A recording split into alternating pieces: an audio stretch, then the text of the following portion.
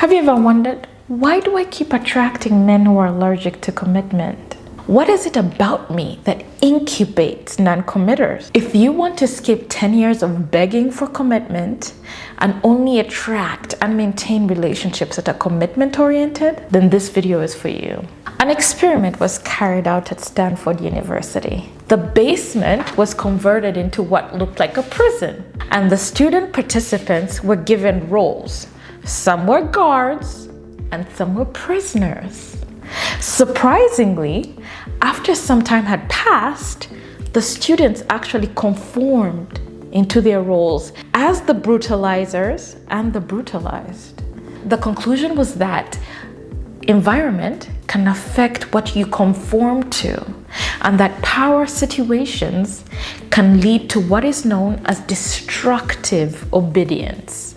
What if I told you that it doesn't have to take years and multiple try and error situations to break out of the prison of dealing with a non-committer? It could just be as simple as 4 steps. Let me tell you about my client, Haley. Haley is a single mom working as a full-time public health nurse here in Canada. She's such a great provider and protector for her 2 girls. She makes balancing a full-time job and being a single mom look effortless. The challenge Haley was facing was that it seemed like she was a magnet for non-committers. The father of her 2 girls, her longtime partner, at the time woke up one day and decided that he did not want to be her partner or a full-time father to their 2 girls. This left Haley heartbroken and scared to try again. She now had a lot more to lose because it's not only her heart on the line, she was worried about her 2 girls. Today, I'm going to share with you the simple 4-step strategy I shared with Haley. And if it could work for Haley, a single mom with 2 girls, then it can work for you. Stop wasting time with people who just want to hang out and use this 4-step real strategy as your key to cutting through the noise and finding somebody serious.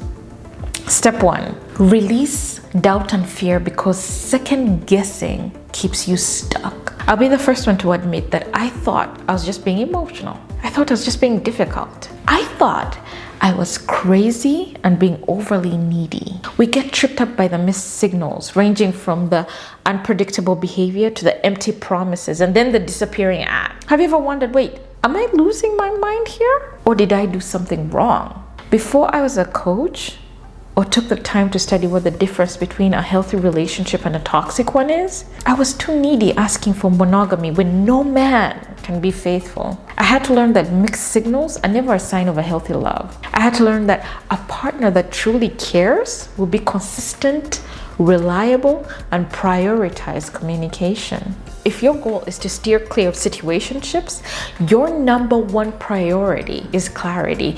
If you're clear on what you want, you do not accept a lack of clarity from the person you're dating. If their behavior does not match their words, that's the number 1 sign of a lack of clarity. Step 2, embrace repair as magic. Before I looked into healthy relationship or took the time to study what keeps people stuck in toxic relationships, I did not know how much power conflict resolution has when it comes to revealing if somebody wants a situationship or a healthy long-term relationship. I struggled with a big fear of conflict. In my mind, conflict meant rejection. I never thought in my life that rocking the boat would show me if that boat is going to stand the test of time. I had to learn that healthy relationships thrive because of safe accountability and clear boundaries. I had to learn that manipulation and emotional blackmail is not a good foundation for a healthy relationship. I was my first real friend. I was my first safe space, and I had to be my first sanctuary. Step 3, accept compatibility as key. If you are ever confused between compatibility and butterflies, pick compatibility. Because sometimes red flags can feel like butterflies. If you continue the journey with us, we'll go into depth about the psychology of a mind that's stuck in a toxic relationship and how to reverse it. But for today, let's just say that not everybody defines love the same way. Some people see love as abuse, manipulation, and constant pain. I wish it was possible to go into somebody's childhood and reteach them what a healthy version of love is. but it's not. Before I took the time to look into compatibility, before I learned how to be an effective support system to my clients, I struggled so much when it came to the why. Why do great women get stuck in patterns of toxic relationships? I had to learn that sometimes we replay past relationships in our lives hoping that we'll finally get the chance to fix someone. I had to learn the reason why it looks like some people are trauma bonded is because they still haven't healed, they still haven't forgiven, and they still haven't let go of that past experience. I was my first confidant, I was my first coach, and I was my first place of safety. I'll be the first one to say sometimes the things that gave me butterflies, they were red flags, and I missed them. We have a tendency to believe that because we're on our journey of self-discovery and healing, everyone in our life is. Have you ever woken up and just asked, wait, I know this relationship is hurting me. I know it's not serving me anymore. Why do I feel like I can't let go of it? Taking the time to focus on compatibility, not butterflies, can be the difference between spending 10 years in a situationship and 10 years in a relationship with the partner of your dreams. For many of us, this might be exactly what you need to break out of the cycle of situationships, but not all of us. Some of us need some extra support. I have a link attached to this video for a free coaching session.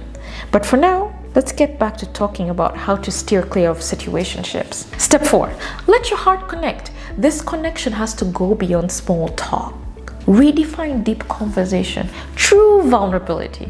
Before I took the time to study what causes fulfillment and lack of in relationships, before I took the time to study why is it so easy for some people to cheat, lie, and manipulate, I struggled with trust. I wasn't able to connect. I was always on guard because I was afraid to be branded too emotional, too needy. We fall into the trap of believing that openness and vulnerability is weakness. Have you ever gotten the need to be emotional and share something with your partner and you hold back because you're not confident that they'll be able to handle it? That Rachel did not understand that conflict resolution only happens when vulnerability and emotional availability are present. I had to learn that my non-negotiables did not make me difficult to love. I had to learn that my vulnerability and emotional availability was my superpower.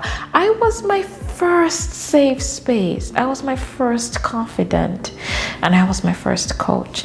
If you continue your journey with us, you'll hear me talk a lot about how to set up safe accountability in a relationship. But for now, a quick summary of safe accountability is it ensures that both the people in the relationship feel like they're growing and both their needs are met.